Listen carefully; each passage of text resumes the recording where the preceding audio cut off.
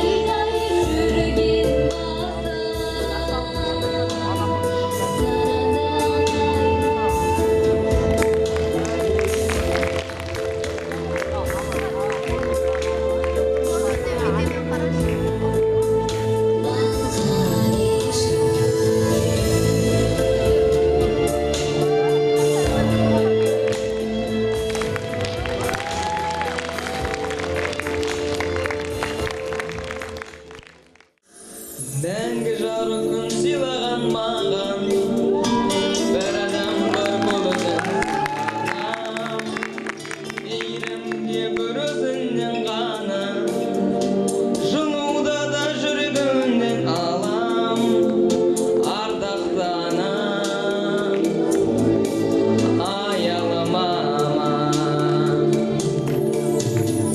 Суық күнде тоңбады ма деп, әлде жолы болмады ма деп, жалғызсырап қалмады ма деп, мені ойлап қам жемеші мама. Саған тартсам менің көлгенім, жоқ жүргенім, қасымдамын әркез біргемін, мені ойлап қам жемеші мама, мені ойлап қам жемеші анам. Сен қуансам мен бірге қуанам, саған ғана сенемін жұбанам, аспандағы айдынымсың анам, баға жетпес байлығымсың анам, аялым мамам, ардақты анам. Суық күнде тоңбады ма деп, әлде жолы болмады ма деп, жалғызсырап қалмады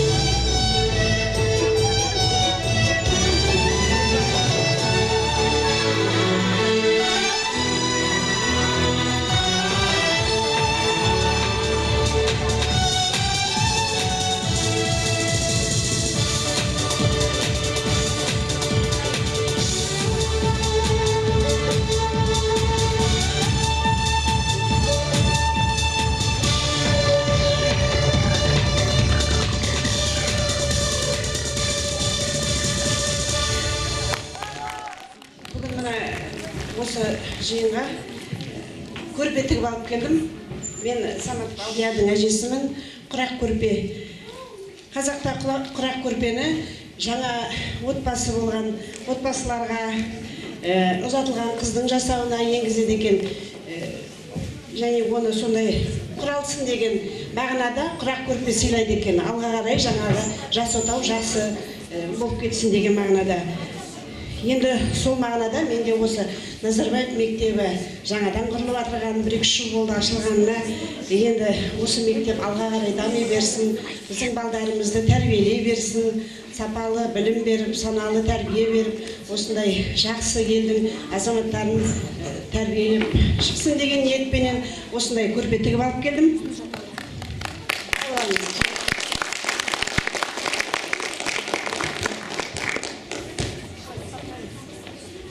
Саламатсыздар ма? Баршама мектеп басшыларына, оқытушыларына, тәрбиешілеріне. Бүгінгі 100 ән проектісіне қатысып отырық, ата-аналар болып.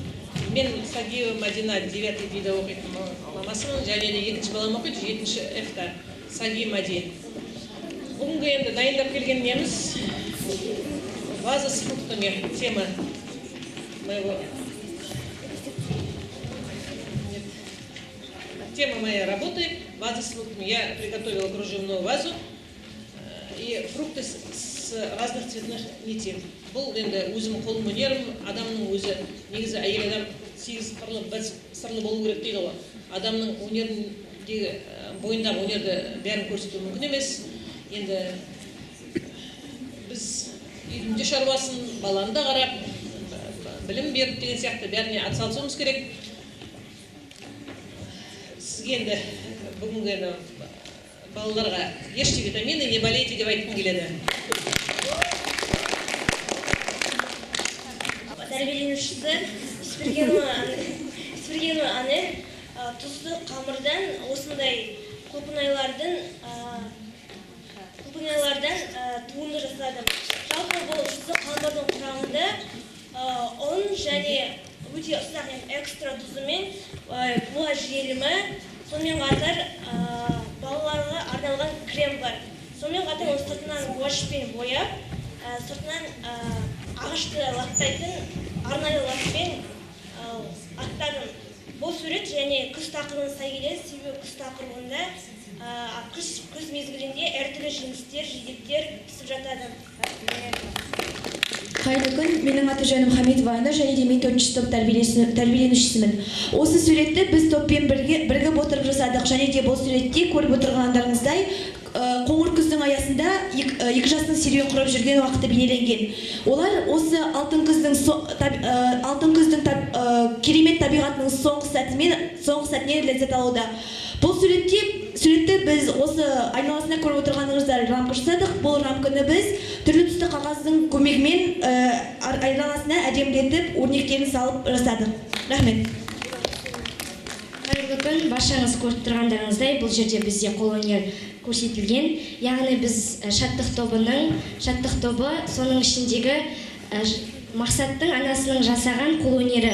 Бұл гүлдер топтамасы деп аталады. Бұл және де барлығы да кепкен гүлдерден жасалған.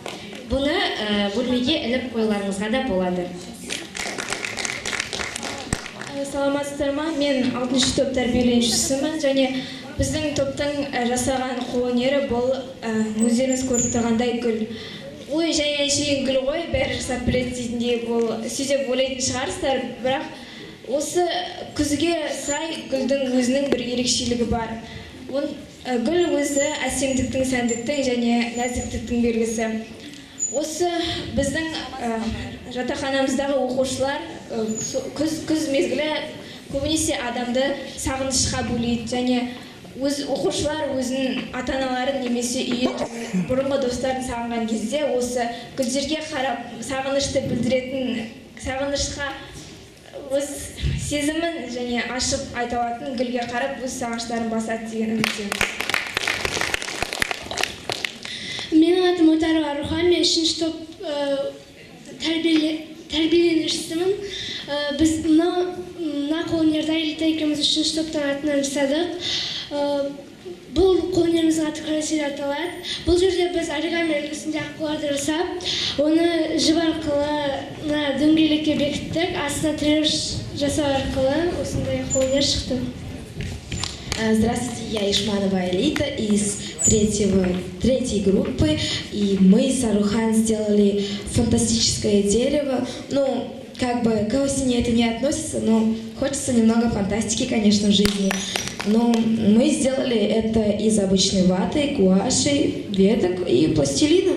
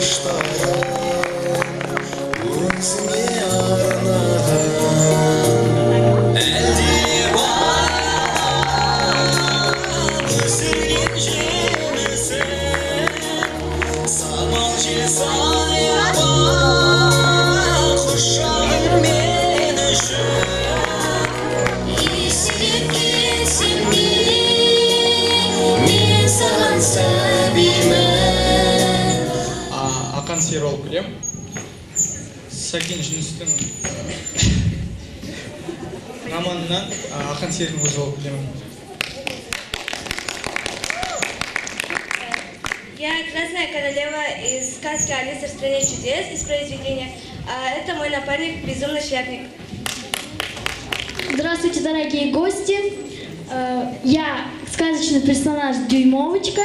Мой костюм сделан, как вы видите, из пакетов, из простых желтых пакетов и из подарочных салофанов. Спасибо. Здравствуйте, я Пиковая дама из произведения Александра Сергеевича Пушкина «Пиковая дама». Саламатсыздар ма, қайырлы кеш. Ақбілек Жүсіпбек Аймауытов романындағы Ақбілек қызының ең бақытты шақтары анасымен бірге.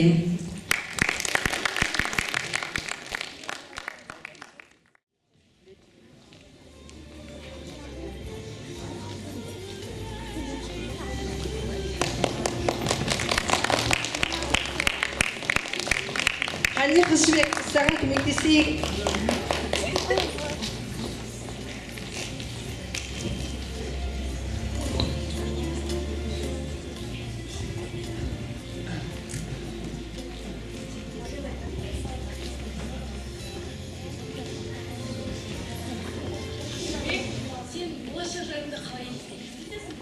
Ой, құрбым, қатырасың, қайдан білейін енді мен?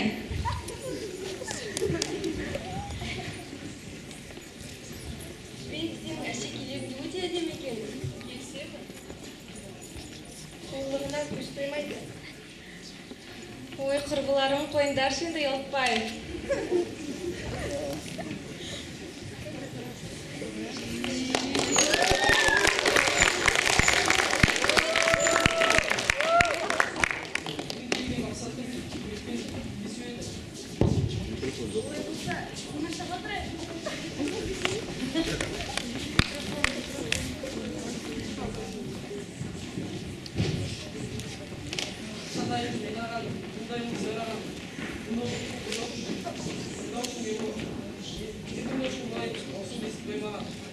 Бұлбұл емес жай құс боп, намай қалсам қайтейін. Бар азапқа сала бар. Тыңдамаған құлақты жұлып жүрсем қайтерсің.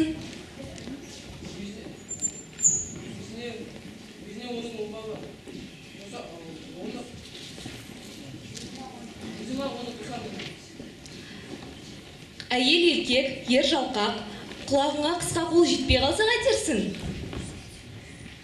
Ай, Нұрай, осы өркін шынымен келер ме?